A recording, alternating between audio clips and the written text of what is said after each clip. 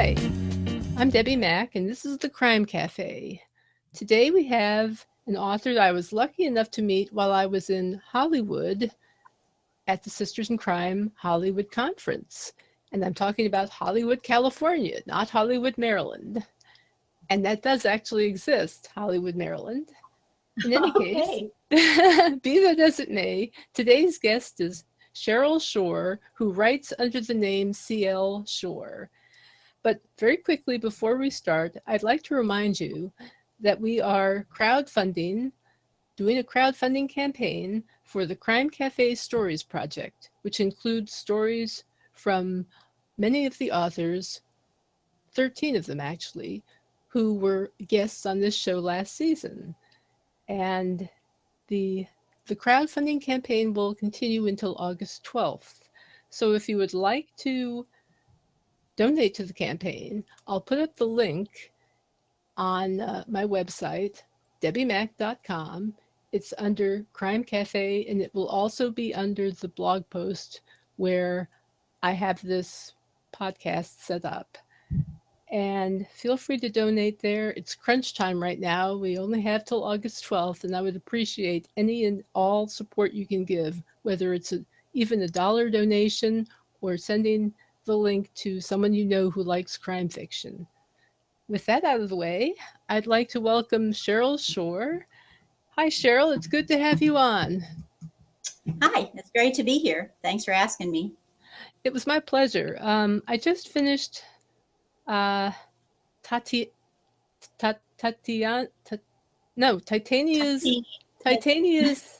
Suitor. That's it. I want to say Tatiana. Titania's Suitor. And I have to say the subject was very topical. Would you like to tell our listeners about the book in general? Sure. My book has a protagonist, actually almost two protagonists, but I think there is one that's dominant, Charlotte. And she is a graduate nursing student and kind of faced with a personal crisis. Her husband is leaving her, and there's a lot of issues surrounding her path toward graduate school, which she doesn't feel she can leave right now. So that's kind of overwhelming her. At the same time, she's working on her dissertation, and she just basically wants to finish it and get out of graduate school and move on with her life. But she's more or less oblivious at first, but becomes more and more concerned about some possible, I don't think cyber hacks would be the word, but some infiltration of her email accounts. And it becomes more and more apparent that they're probably interested in her data, her dissertation data, which is actually tied in with a research project with a big pharmaceutical company. So that's Charlotte, and then her friend Veronica is also a nurse in practice, and she has an interesting moonlighting career, I guess you'd say. She helps her boyfriend, who's a private investigator, with certain aspects of his job. So she's always entertaining and kind of amazing Charlotte with some of the things she's doing, and Charlotte's her life is very dull, but as the story evolves, Charlotte's life definitely gets a little bit more exciting. Yes, definitely. I thought using emails as a narrative device was very clever. Did you find it difficult to use emails in creating the story? No, I really didn't. For me, as a beginning writer, because this is early, kind of one of my earlier works, and the thought of writing a novel was a little bit daunting. So it was a kind of an easy way for me to start, like, what is so-and-so doing today? Or what is so-and-so going to say today?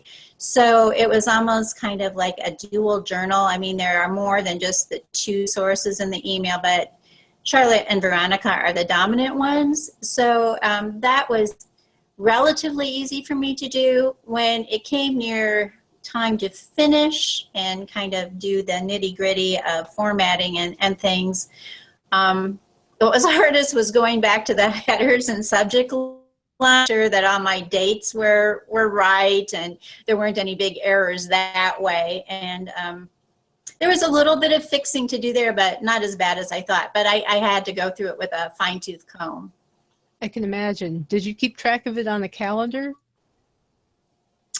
Well, yes and no. I mean, because it starts around Thanksgiving time, there were the holidays that kind of were organizing factors for me. I mean, it starts at Thanksgiving, and then there's Christmas, and then there's Valentine's Day, which was kind of a crisis because, you know, it's her first Valentine's when she and her husband are separated, and how do you deal with that? So I kind of organized it in my head by those landmarks. But there was a little bit of kind of figuring out to do when it just came down to, you know, I think I had used a couple dates more than once, and just kind of getting that all figured out and making sure the timeline was right. It was a little anxiety producing. I know it's difficult for me to get timelines straight sometimes, even with writing narrative, just plain regular narrative. And I have a tendency to use a calendar for that. But I thought it was an interesting commentary on the way we communicate in our times with email, because Victoria and Charlotte each wrote very long emails, and Pete wrote short emails.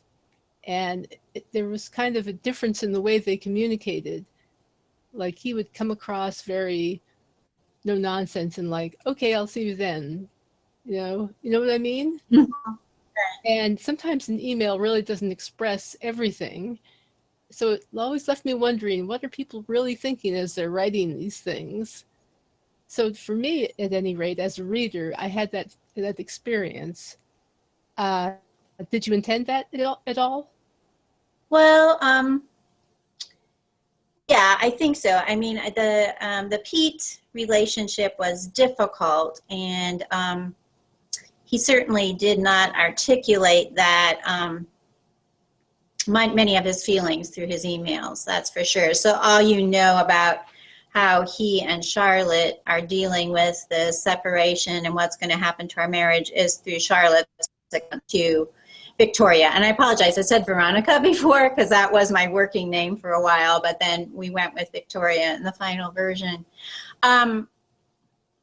So yeah, I just was seeing Pete as a very businesslike and, you know, direct to the point in his emails with Charlotte. And, you know, he definitely was not expressing his feelings to her through that medium at all. So yeah, it was intentional.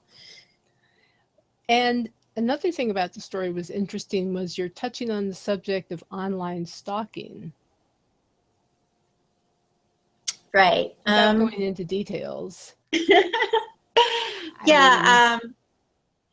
Right. I think I read somewhere that middle-aged women, at least 10 years ago, were kind of like a prime target for stalking because of their, you know, some of them were willing to become, you know, computer savvy and love the online communication, but were kind of naive about protecting themselves.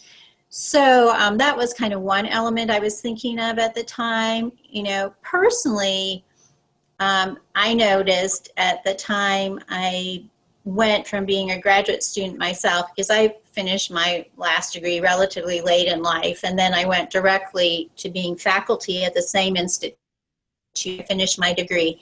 So at that time, even though I had the same email address, I noticed an increase in spam activity. And, you know, I don't know if my name had gotten on some list as a new faculty member or what, but there were some definitely very strange things that started coming in. Many were filtered into my spam, but some were not. So that was kind of one thing that kind of got my attention.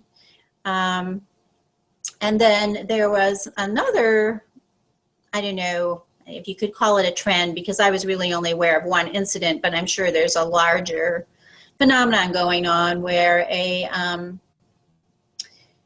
clinical instructor at Stanford was, I guess, censured by some of the financial contributors to Stanford because they were pharmaceutical companies and they did not like some of the things this particular instructor was saying about their drug. So the urge was on to fire that person, and there was some concern about academic freedom versus, these financial contributors and the power that they had. And you do see more kind of internships and sharing of data and projects between the universities and private entities, corporations. So all of those were themes that kind of fed into this novel. So someone could maybe theoretically be doing some analysis for a corporation and possibly even using that for some academic work as well, or some academic papers, but still there's that tie into a private entity, which usually has a commercial, making a profit as part of their existence, reason for being. So, there's the knowledge, and then there's the potential benefit from that knowledge, which includes financial benefit. So all of those forces kind of operating together, I think, could get a little bit messy, especially if you're the one that holds some information, which is in what kind of the position that Charlotte's in. Yes, indeed. I was going to say, sometimes Victoria had a tendency to ramble on about stuff that I thought, I wonder if she should be saying that on the internet. I won't you go mean into like detail. Patient-related stuff, or, More could be. like the stuff that she was doing at moonlighting on. With her cases, yeah, It's especially. Like, it would be potentially retrievable or exposable. Yeah. Ixnay, or Victoria Ixnay. Well, I enjoyed the novel. It was very gripping. After those first few emails, I really started to get into Charlotte's life. And the more creepy stuff happened, the more interesting it got.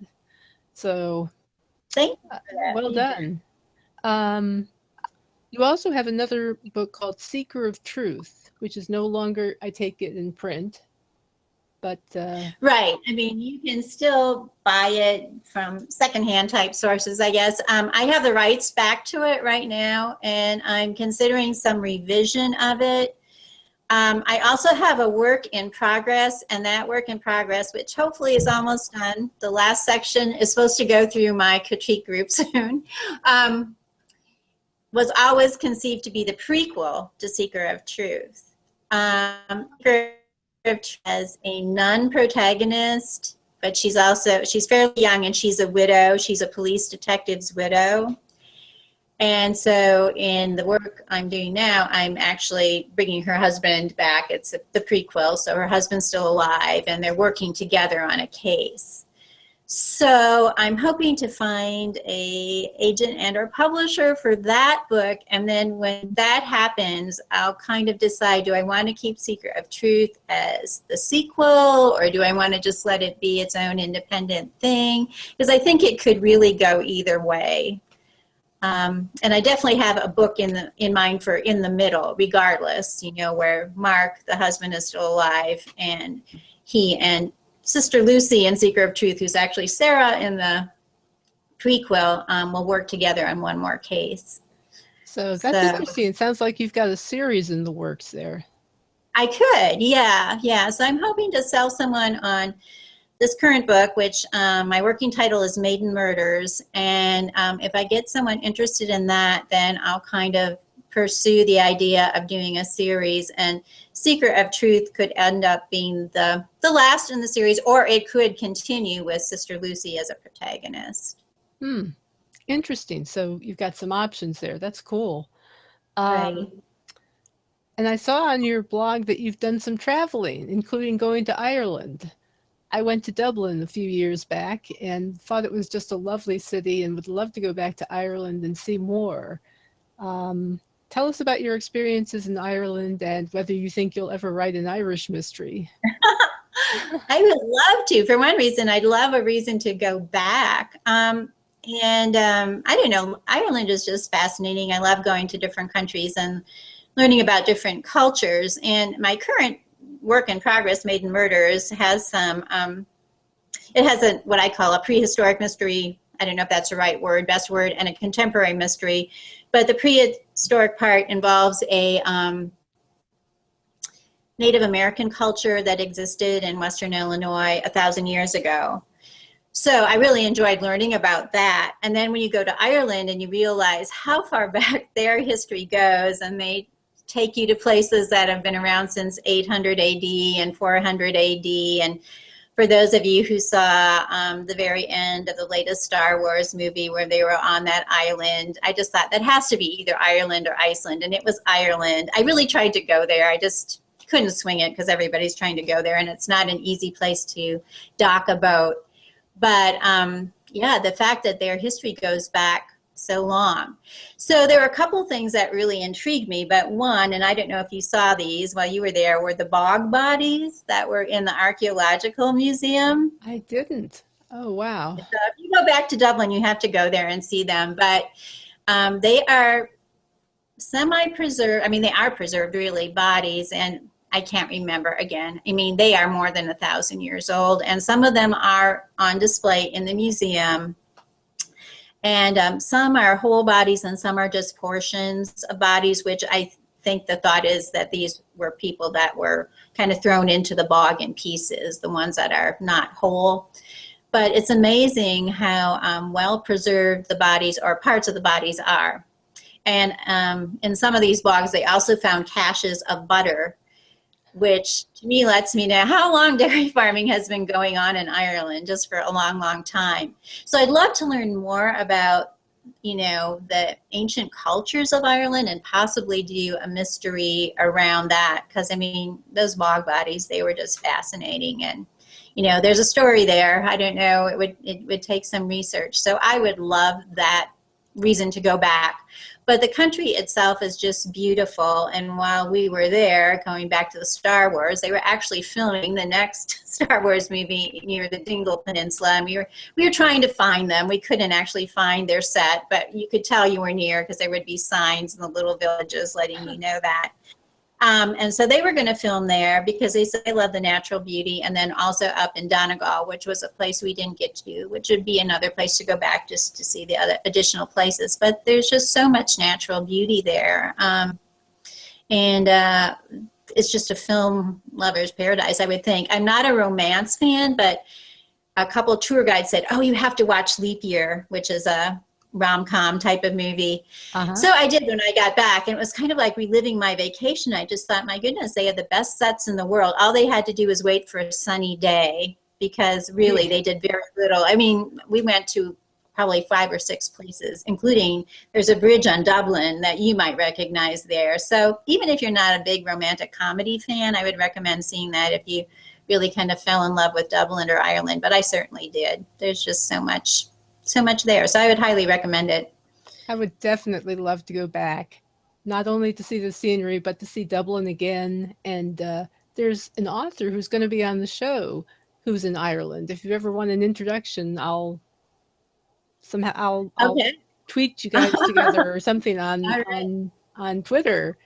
Louise Phillips, she's going to be on one of our later shows. So Okay. I will and definitely make that name. while I was there, I met with Karen Kennedy, who I believe writes screenplays and does freelancing, who's also just a wonderful person. She's really nice, and I should probably have her on the show as well.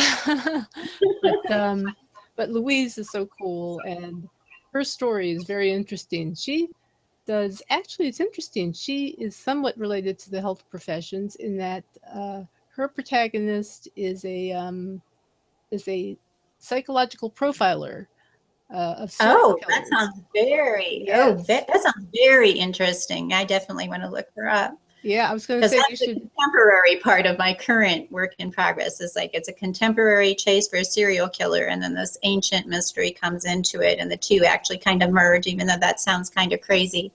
Well, that sounds So, cool, actually. So yeah, you could definitely benefit from knowing each other. So yeah, I think we could. that's awesome.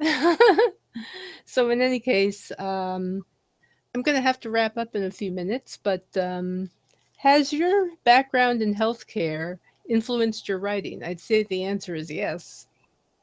Because I'm sure it has in some ways. I mean, I don't write about. I mean, there are some details in Titania Suitor that are medically and nursing related, but I don't. So far, I haven't written like a medical thriller, like a Robin Cook kind of book, or something like that. Though that possibility is there, but I think in healthcare, especially in nursing, you're taught this inductive approach where you're piecing together things that the patient says and their symptoms that you can measure, and drawing that together into a picture. And I think that same type of thing goes on in mysteries. You're laying the puzzle pieces out there, and then that comes together into a picture, which suddenly, is in a mystery. It's a solution or part of the solution to the mystery. Well, that's an interesting way of thinking about it. Okay, well, is there anything else you'd like to add before we end here?